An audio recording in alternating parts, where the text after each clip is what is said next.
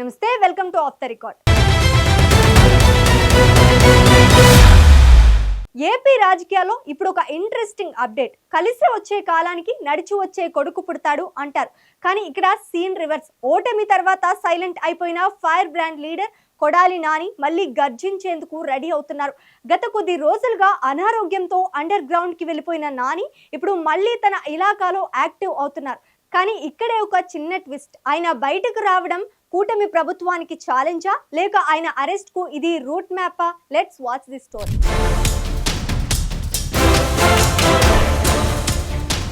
కొడాలి నాని అంటే దూకుడు. అసెంబ్లీ అయినా ప్రెస్ మీట్ లో అయినా ఆయన మాటల తూటాలు పేలాల్సింది. కానీ 2024 ఎన్నికల ఓటమి తర్వాత ఆయన దాదాపుగా అజ్ఞాతంలోకి వెళ్లిపోయారు. గుడివాడను వదిలి హైదరాబాద్ కు పరిమితమయ్యారు. దీనికి ప్రధాన కారణం ఆయనకు జరిగిన హార్ట్ సర్జరీ. వైద్యులు విశ్రాంతి తీసుకోమని చెప్పడంతో ఆయన పొలిటికల్ స్క్రీన్ పై కనిపించలేదు.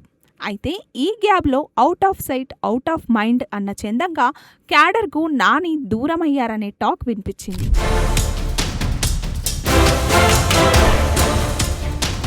గత ఎన్నికల ఫలితాల తరువాత కొడాలి నాని అసలు ఎక్కడున్నారు ఎవరికీ అర్థం కాలేదు. గెలుపోటంల కంటే కూడా ఆయన హెల్త్ కండిషన్ చర్చనీయాంశమైంది. ముంబైలోని ప్రముఖ ఆసుపత్రిలో బైపాస్ సర్జరీ చేయించుకుని విశ్రాంతి తీసుకున్న నాని ఇటీవల జరిగిన జగన్ పుట్టినరోజు వేడుకల్లో మెడికల్ కాలేజీల సంతకాల సేకరణలో మెరిశారు. పులి గాయపడినా వేట మానదు అన్న చందంగా తన ఆరోగ్యం కుదుటపడగానే మళ్లీ పొలిటికల్ ఏరియాలోకి దిగాలని ఆయన డిసైడ్ అయ్యారు. మరోసారి జగన్మోహన్ రెడ్డిని ముఖ్యమంత్రిని చేయడమే తన టార్గెట్ అని క్లారిటీ ఇచ్చేశారు. తద్వారా తన రాజకీయాల నుంచి తప్పుకుంటానని ప్రచారానికి ఫుల్ స్టాప్ పెట్టారు.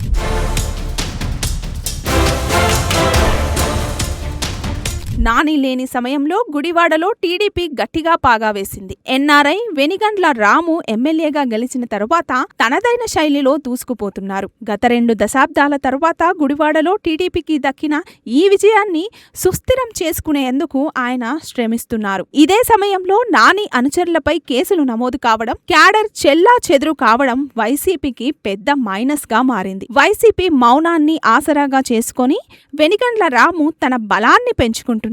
గుడివాడలో వైసీపీ కోట గోడలు బీటలు వారుతున్నాయన్న ప్రచారం అడ్డుకోవాలంటే నాని రాక తప్పనిసరి అని కార్యకర్తలు భావిస్తున్నారు.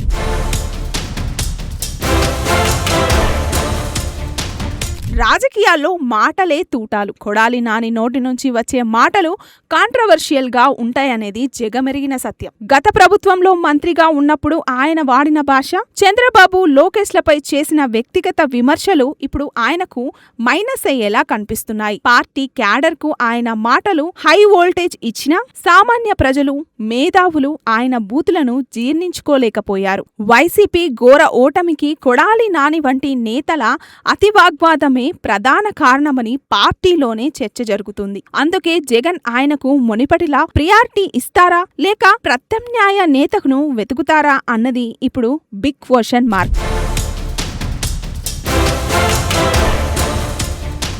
తాజాగా కోటి సంతకాల సేకరణ కార్యక్రమంలో పాల్గొన్న నాని తన రీఎంట్రీపై క్లారిటీ ఇచ్చారు. నేను ఎక్కడ ఆపానో అక్కడి నుంచే మొదలు పెడతాను అంటూ ప్రత్యర్థులకు వార్నింగ్ ఇచ్చారు. ఆయన ఆరోగ్యం మెరుగుపడిందని, ఇకపై తన పొలిటికల్ జోరు తగ్గదని స్పష్టం చేశారు. జగన్ ను మళ్లీ ముఖ్యమంత్రిని చేసే వరకు విశ్రమించేది లేదని ఆయన చేసిన వ్యాఖ్యలు వైసీపీ క్యాడర్లో కొత్త ఉత్సాహాన్ని నింపాయి. మాటలు చెప్పడం కాదు, చేతల్లో చూపిస్తానని నాని అంటున్నారు. రాజకీయాల్లో గెలుపోటములు సహజమని, పడిలేచిన కెరటంలా మళ్లీ వస్తానని ఆయన తన సందేశం ద్వారా తెలియజేశారు.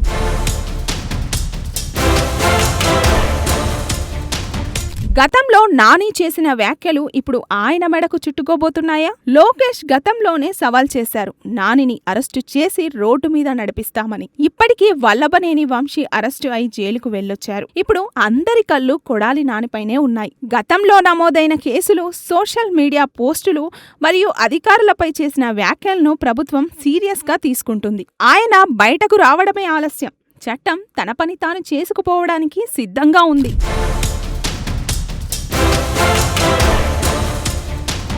గుడివాడలో సంక్రాంతి సంబరాలకు ఒక ప్రత్యేకత ఉంది. ఎడ్ల పందాలు, భారీ ఏర్పాట్లతో నాని ప్రతి ఏటా హడావుడి చేసేవారు. ముఖ్యమంత్రి హోదాలో జగన్ కూడా గతంలో ఈ వేడుకలకు హాజరయ్యారు. అయితే 2025 సంక్రాంతికి నాని దూరంగా ఉన్నారు. ఇప్పుడు అందరి కళ్ళు 2026 సంక్రాంతిపైనే ఉన్నాయి. తన సొంత గడ్డపై సంక్రాంతి నుంచి తన రెండో విడత రాజకీయ ప్రస్థానాన్ని ప్రారంభించాలని నాని ప్లాన్ చేస్తున్నట్లు తెలుస్తుంది. పండగ పూట పొలిటికల్ గ్రౌండ్ లోకి దిగడం నానికి ఉన్న పాత సెంటిమెంట్. సంక్రాంతి కౌంటౌన్ మొదలైన వేళ నాని గుడివాడలో అడుగుపెడితే అది రాజకీయ ప్రకంపనలు సృష్టించడం ఖాయం.